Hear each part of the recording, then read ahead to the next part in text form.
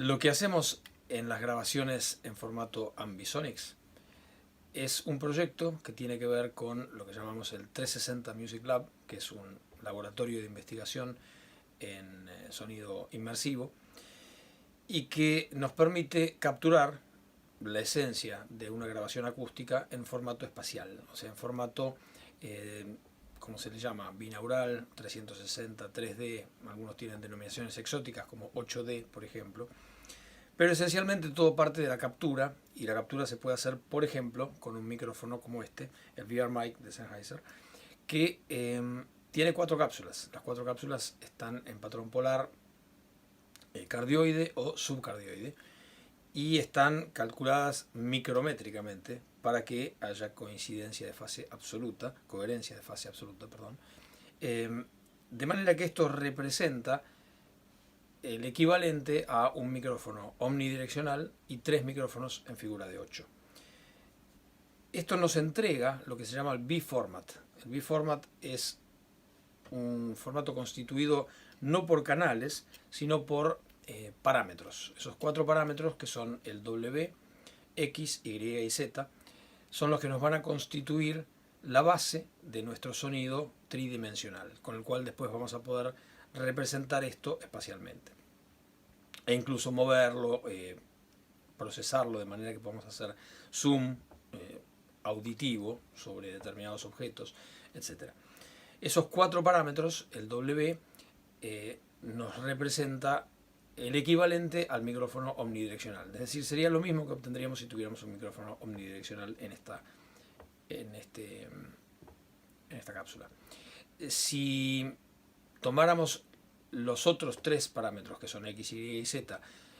como la resultante de diferencias de presión, entonces X sería la resultante entre la diferencia de presión de atrás adelante, Y la diferencia de presión entre izquierda y derecha,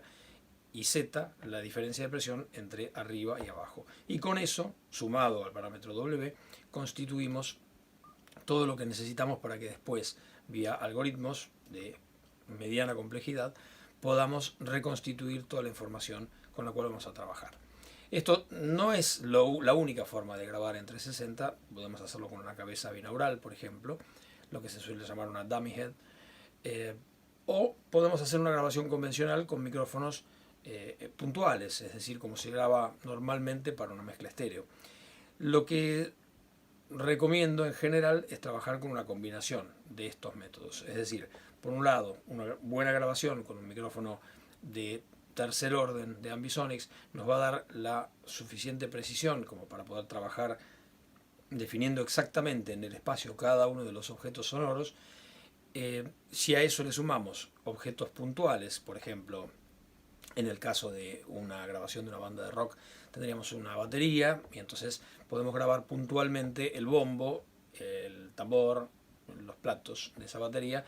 y después reforzar ese objeto sonoro, que sería la batería o cada uno incluso de los elementos de la batería como distintos objetos sonoros, y entonces ese refuerzo va a servir para que podamos puntualizar la información con respecto a ese objeto, definir de dónde viene,